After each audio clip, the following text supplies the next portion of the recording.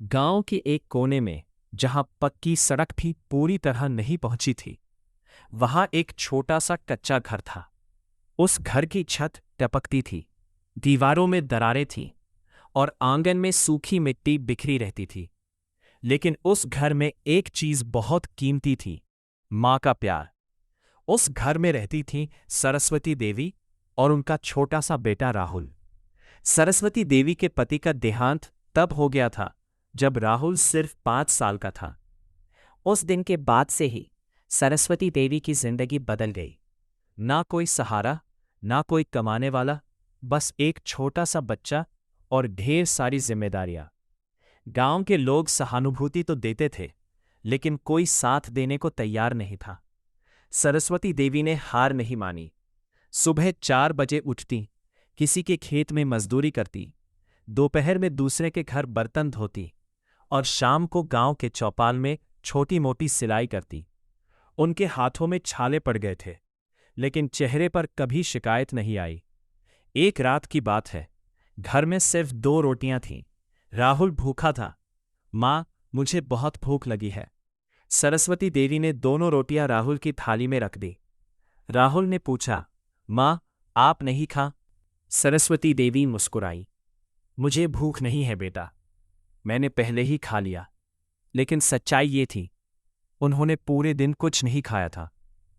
उस रात जब राहुल सो गया, तो सरस्वती देवी चुपचाप रो रही थीं। गांव के स्कूल में राहुल पढ़ने जाता था। वो बहुत तेज था। एक दिन उसके मास्टर जी ने कहा, सरस्वती, तुम्हारा बेटा बहुत होशियार है, इसे शहर भेजो पढ़ने के लिए। सरस्वती देवी के दिल में एक उम्मीद जगी, लेकिन साथ ही डर भी। शहर भेजने के लिए पैसे कहाँ से आएंगे? उस रात सरस्वती देवी सो नहीं पाई। उन्होंने अपने पुराने बक्से को खोला। उसमें उनके शादी के गहने रखे थे, जो उनके पति की आखिरी निशानी थे। उन्होंने गहनों को हाथ में लिया और आंखों से आंसू बहने लगे। लेकिन अगले ही पल उन्होंने फैसला कर लिया, अगर मेरे बेटे का भविष्य बन सकता है, तो ये गहने मेरे किसी काम के नहीं। अगले दिन सरस्वती देवी ने अपने गहने बेच दिए। उन पैसों से राहुल का शहर के स्कूल में एडमिशन करवा दिया। जब राहुल जाने लगा, तो सरस्वती देवी ने उसे गले लगाकर कहा, बेटा, चाहे कितनी भी मुश्किल आए, लेकिन पढ़ाई कभी मत छोड़ना।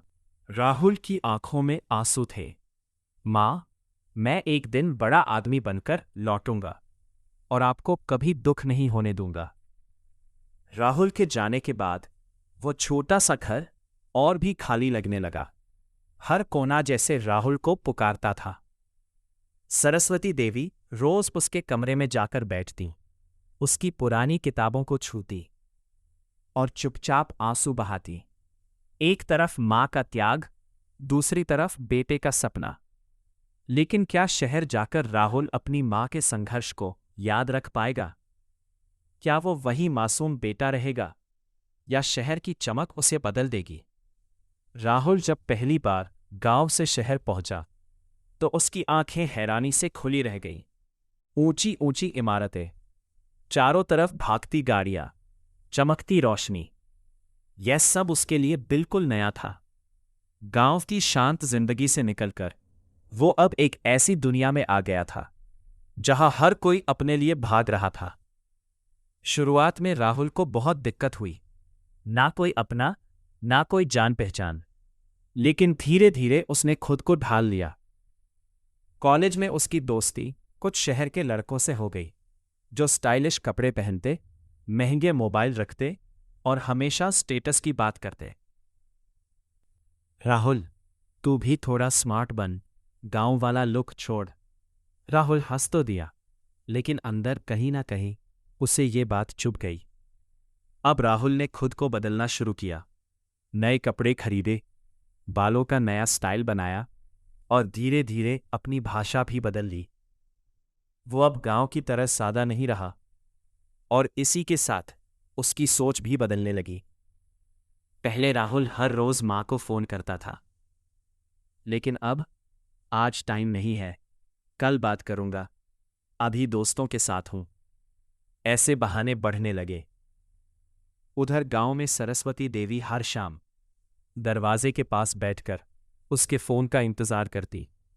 जब फ़ोन नहीं आता तो वो खुद ही नंबर मिलाती। एक दिन सरस्वती देवी ने फ़ोन किया। बेटा कैसे हो?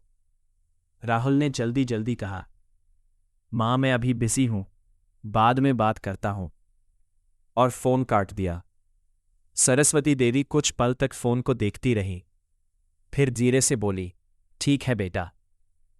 उस दिन उनकी आंखों में आंसू थे, लेकिन उन्होंने खुद को समझाया, मेरा बेटा बड़ा आदमी बन रहा है, बिजी तो होगा ही।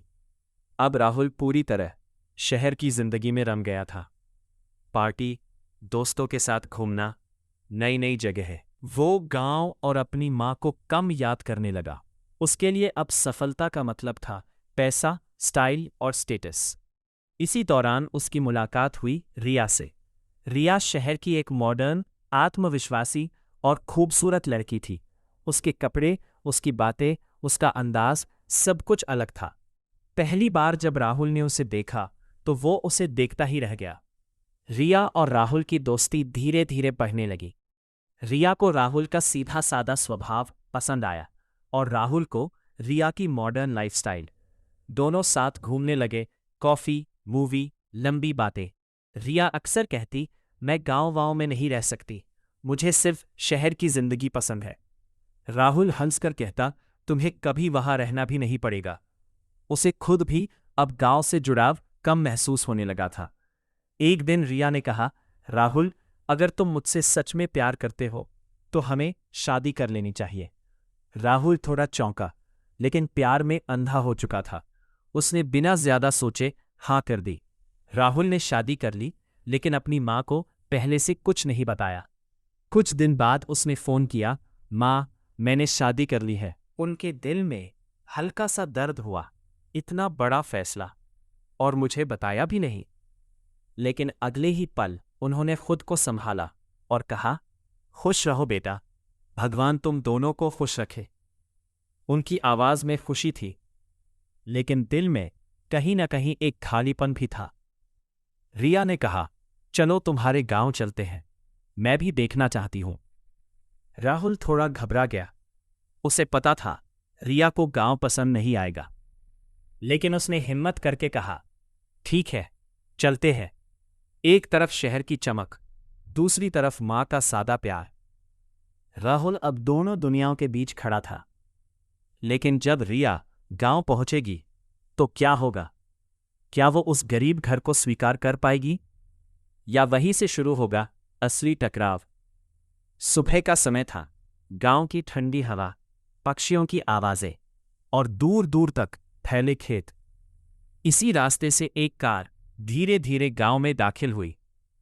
कार में बैठे थे राहुल और उसकी नई नवेली पत्नी रिया। रिया खिड़की से बाहर देख रही थी। कच्ची सड़कें, मिट्टी के घर, साधारण कपड़ों में लोग। उसके चेहरे पर हल्की नापसंदगी साफ दिख रही थी। वो धीरे से बोली, राहुल तुम सच में यही पले बा? राहुल ने हल्की मुस्कान के साथ कहा, हाँ यही मेरा घर है। लेकिन उसके दिल में डर भी था, पता नहीं रिया कैसे रिएक्ट करेगी। कार जैसे ही उस छोटे से कच्चे घर के सामने रुकी, रिया का चेहरा उतर गया। टूटी दीवारें, पुरानी छत, आंगन में बिखरी मिट्टी। रिया ने हैरानी से कहा, ये तुम्हारा घर है? राहुल चुप रहा। उधर सरस्वती देवी सुबह से ही दरवाजे पर खड़ी थीं। उनके हाथ में आरती की थाली थी, आंखों में खुशी के आंसू। वो बार बार रास्ते की तरफ देख रही थी। आज मेरा बेटा और बहू आने वाले हैं। जैसे ही कार रुकी, उनका चेहरा खिल उठा। सरस्वती देवी दौड़कर आईं। आ गए बेटा। उन्होंने राहुल को गले लगा लिया। फिर रिया की तरफ देखकर मुस्कुराई। आओ बेटी, घर में स्वागत है। उन्होंने आरती उतारी, लेकिन रिया बस खड़ी रही, ना मुस्कान, ना कोई अपनापन। उसने धीरे से सिर्फ इतना कहा, हाय। घर के अंदर आके ही रिया ने चारों तरफ नजर दौड़ाई। छोटा सा कमरा, पुराना फर्नीचर, सादा सामान। रिया ने धीरे से राहुल से कहा, मैं यहां कैसे रहूंगी? ये बात सरस्वती देवी ने सुन ली। उनका दिल जैसे किसी ने चुभो दिया हो, लेकिन फिर भी उन्होंने मुस्कुराकर कहा, बेटी घर छोटा है, लेकिन दिल बहुत बड़ा है। सरस्वती देवी ने अपने हाथों से खाना बनाया, दाल, रोटी और चावल। उन्होंने प्यार से कहा, आओ बेटी, खाना खा लो। रिया ने प्लेट देखी और मुंह बना लिया। बस इतना ही, कोई स्पेशल नहीं? राहुल ने धीरे से कहा, मां ने प्यार से बनाया है। रिया ने अनमने मन से एक कौर खाया, फिर बोली, इतना सादा खाना मैं नहीं खा सकती। यह सुनकर सरस्वती देवी चुप हो गई। उनकी आंखें नम हो गई, लेकिन उन्होंने सिर झुका लिया। शाम होते होते रिया का असली स्वभाव सामने आने लगा। यहां नेटवर्क नहीं आता, पानी भी खुद भरना पड़ता है, ये सब मैं नहीं कर सकती। वो हर छोटी छोटी बात पर नाराज होने लगी।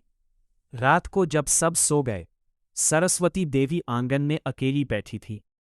चांद की रोशनी में उनकी आंखों से आंसू बह रहे थे। वो धीरे से बोली, हे भगवान, क्या यही मेरी बहू है? लेकिन अगले ही पल उन्होंने खुद को संभाला। नहीं, ये मेरी बेटी है। समय के साथ सब ठीक हो जाएगा। उधर राहुल भी सो नहीं पा रहा था। एक तरफ दूसरी तरफ उसकी पत्नी। वो समझ नहीं पा रहा था किसका साथ दे। पहली मुलाकात ही इतनी कड़वी थी। अब आगे क्या होगा? क्या रिया इस घर को अपनाएगी, या हर दिन बढ़ेगा ये टकराव? और राहुल, क्या वो अपनी मां के लिए खड़ा होगा? गांव में आए हुए रिया को अभी सिर्फ 2 दिन ही हुए थे, लेकिन उसे ऐसा लग रहा था जैसे महीनों से वो यहां फंसी हुई है। सुबह सुबह मुर्गे की आवाज, आंगन में झाड़ू लगाती सरस्वती देवी और चूल्हे से उठता धुआं। रिया की नींद अचानक खुल गई। वो चिढ़ते हुए बोली, ये कैसी जगह है? यहां तो सोना भी मुश्किल है। वो उठी और बाहर आई। सरस्वती देवी मुस्कुराकर बोली, सुप्रभात बेटी, उठ गई? रिया ने बिना देखे ही जवाब दिया, हाँ, लेकिन यहां कोई ठीक से सो भी नहीं सकता। सरस्वती देवी ने प्यार से कहा, बेटी, जरा मेरे साथ चलो, कुएं से पानी भर लाते हैं। रिया चौंक गई। क्या, मैं पानी भरूं? उसकी आवाज में नाराजगी थी। मैं ये सब नहीं कर सकती। मैं शहर में रहती हूं, ये सब मेरे बस का नहीं है। सरस्वती देवी चुप हो गईं। उन्होंने खुद ही बाल्टी उठाई और धीरे धीरे कुएं की तरफ चल दी। रिया गुस्से में, तुमने मुझे कहाँ फंसा दिया है? यहां ना कोई सुविधा है ना आराम। राहुल ने समझाने की कोशिश की। रिया, थोड़ा एडजस्ट कर लो, ये मेरा घर है। रिया गुस्से में बोली, अगर ये तुम्हारा घर है तो फिर मैं यहां नहीं रह सकती। उस दिन पहली बार राहुल और रिया के बीच जोरदार झगड़ा हुआ। रिया चिल्ला रही थी, या तो हम यहां से जाएंगे या मैं चली जाऊंगी। राहुल परेशान हो गया। उसने धीरे से कहा, रिया, मां अकेली है, मैं उन्हें छोड़ नहीं सकता। रिया ने ताना मारते हुए कहा, तो ठीक है, तुम यही रहो अपनी मां के साथ। ये सारी बातें सरस्वती देवी ने सुन ली। उनका दिल टूट गया। उन्होंने सोचा, मेरी वजह से मेरे बेटे की जिंदगी में परेशानी आ रही है। अगले दिन सुबह सरस्वती देवी राहुल के पास आईं और बोली, बेटा, तुम दोनों शहर चले जाओ। राहुल चौंक गया। मां, आप ये क्या कह रही हैं? सरस्वती देवी ने मुस्कुराते हुए कहा, मैं यहां अकेली रह लूंगी। तुम्हारी खुशी में ही मेरी खुशी है। रिया दूर खड़ी यह सब सुन रही थी, लेकिन उसके चेहरे पर अभी भी कोई असर नहीं था। राहुल समझ नहीं पा रहा था क्या करे। एक तरफ मां का त्याग, दूसरी तरफ पत्नी की जिद। उसका दिल अंदर से टूट रहा था। उस दिन घर में अजीब सी खामोशी थी। ना कोई बात, ना कोई हंसी, बस एक ही सवाल, क्या ये परिवार टूट जाएगा? शाम को रिया फिर से बोली, मैंने फैसला कर लिया है, मैं यहां एक दिन भी नहीं रहूंगी। उसकी आवाज में कोई नरमी नहीं थी। सरस्वती देवी ने बस इतना कहा, ठीक है बेटी, जैसा तुम्हें सही लगे। लेकिन उनके दिल में तूफान चल रहा था। घर में तनाव अपने चरम पर था। रिया जाने की जिद पर अड़ी थी। राहुल दुविधा में था और सरस्वती देवी चुपचाप सब सह रही थी। लेकिन तभी किस्मत ने एक नया खेल खेला। एक दिन राहुल के पास शहर से फोन आया, राहुल, तुम्हें एक बड़ा मौका मिला है, तुम्हें विदेश जाना होगा, 6 महीने के प्रोजेक्ट के लिए। राहुल चौंक गया। ये उसका सपना था, बड़ा मौका, बड़ा करियर। लेकिन उसने तुरंत अपनी माँ और रिया के बारे में सोचा। रात को राहुल बहुत देर तक सोचता रहा। अगर वो जाए तो माँ और रिया को अकेले छोड़ना पड़ेगा। अगर ना जाए तो उसका करियर रुक सकता है। आखिर उसने हिम्मत करके रिया से, रिया, मुझे कुछ महीनों के लिए बाहर जाना होगा। रिया खुश हो गई। ये तो बहुत अच्छा है। हम शहर चलेंगे ना? राहुल धीरे से बोला, नहीं, तुम यहीं रहोगी, माँ के साथ। गुस्से से भड़क उठी। क्या? मैं यहां, इस गांव में? मैं एक दिन भी नहीं रह सकती। राहुल ने समझाने की कोशिश की। रिया, बस कुछ महीनों की बात है। माँ अकेली है। रिया ने साफ मना कर दिया। या तो मैं शहर जाऊंगी या फिर तुम मत जाओ। सरस्वती देवी ने यह सब सुना। वो धीरे से राहुल के पास आई और बोली, बेटा, तू अपना मौका मत छोड़। बहू को शहर भेज दे। मैं अकेली रह लूंगी। राहुल की आंखें भर आईं। माँ, मैं आपको अकेला कैसे छोड़ दूं? सरस्वती देवी ने मुस्कुराकर कहा, मैंने जिंदगी भर अकेले ही तो काटी है। रिया ने यह सब देखा, लेकिन इस बार वो थोड़ा चुप हो गई। पहली बार उसने महसूस किया, ये औरत कितनी शांत है, कितना त्याग कर रही है। फिर भी उसका मन पूरी तरह नहीं बदला। आखिर राहुल ने फैसला लिया, मैं जाऊंगा और रिया तुम यही रहोगी। रिया हैरान रह गई। तुम मेरी बात के खिलाफ जाओगे? राहुल ने पहली बार सख्ती से कहा। राहुल के जाने का दिन आ गया। सरस्वती देवी ने उसके माथे पर हाथ रखा। खुश रहो बेटा, और अपना ध्यान रखना। रिया दूर खड़ी थी। उसके चेहरे पर गुस्सा भी था और हल्की बेचैनी भी। राहुल ने जाते जाते रिया से कहा, माँ का ध्यान रखना। रिया ने कोई जवाब नहीं दिया। अब घर में सिर्फ 2 लोग थे, एक गरीब सरल सास और एक मॉडर्न जिद्दी बहू। दोनों एक ही छत के नीचे थीं, लेकिन दिलों में दूरी थी। राहुल के जाने के बाद घर पहले से भी ज्यादा शांत हो गया। अब ना कोई हंसी थी, ना कोई बातचीत। बस 2 लोग एक ही घर में रहते थे, लेकिन जैसे 2 अलग अलग दुनिया। सुबह हुई, मुर्गे की आवाज गूंजी। आंगन में हल्की धूप फैल गई। सरस्वती देवी रोज की तरह उठ गईं, झाड़ू लगाई, चूल्हा जलाया। लेकिन आज उनका मन भारी था। उधर रिया देर तक सोती रही। जब रिया उठी, उसका मूड पहले से ही खराब था। ये कैसी जिंदगी है, ना एसी ना आराम। वो खुद से ही बड़बड़ा रही थी। उसने मोबाइल उठाया, लेकिन नेटवर्क नहीं था। वो और चिढ़ गई। दोपहर तक उसे भूख लगने लगी। वो किचन में गई, लेकिन वहां सब कुछ बहुत साधारण था। ना गैस, ना मॉडर्न किचन। तभी सरस्वती देवी ने कहा, बेटी आओ, मैं खाना बना देती हूं। रिया चुप रही, लेकिन पहली बार उसने ध्यान से देखा कैसे सास चूल्हे पर मेहनत से खाना बना रही है। दिन बीतते गए। अब रिया को खुद छोटे छोटे काम करने पड़े। पानी भरना, कपड़े धोना, घर साफ करना। हर काम उसे मुश्किल लगता था। एक दिन वो थक कर बैठ गई और पहली बार उसके मुंह से निकला, ये सब काम माँ रोज करती है, अकेले। उस रात रिया सो नहीं पाई। उसे अपने ही शब्द याद आने लगे। आप कुछ नहीं जानती, आपका तरीका गलत है। अब उसे एहसास हो रहा था कि वो कितनी गलत थी। एक सुबह रिया की तबीयत अचानक खराब हो गई। तेज बुखार, शरीर में कमजोरी, वो उठ भी नहीं पा रही थी। सरस्वती देवी ने जैसे ही देखा, वो घबरा गई। उन्होंने तुरंत पानी लाकर दिया, दवा दी और उसके पास बैठ गई। पूरी रात वो जागती रही। कभी माथे पर ठंडी पट्टी रखती, कभी पानी पिलाती, कभी उसका हाथ पकड़कर उसे संभालती। उनकी आंखों में चिंता साफ दिख रही थी। रिया ने धीरे से आंखें खोली और कमजोर आवाज में पूछा, आप मेरे लिए इतना सब क्यों कर रही हैं? सरस्वती देवी ने, क्योंकि तू मेरी बहू नहीं, मेरी बेटी है। ये सुनते ही रिया की आंखों से आंसू बहने लगे। उसके दिल में जैसे कुछ टूट गया। उसे अपनी हर गलती याद आने लगी। वो ताने, वो अपमान, वो बेरुखी, और फिर भी ये औरत उसे बेटी कह रही थी।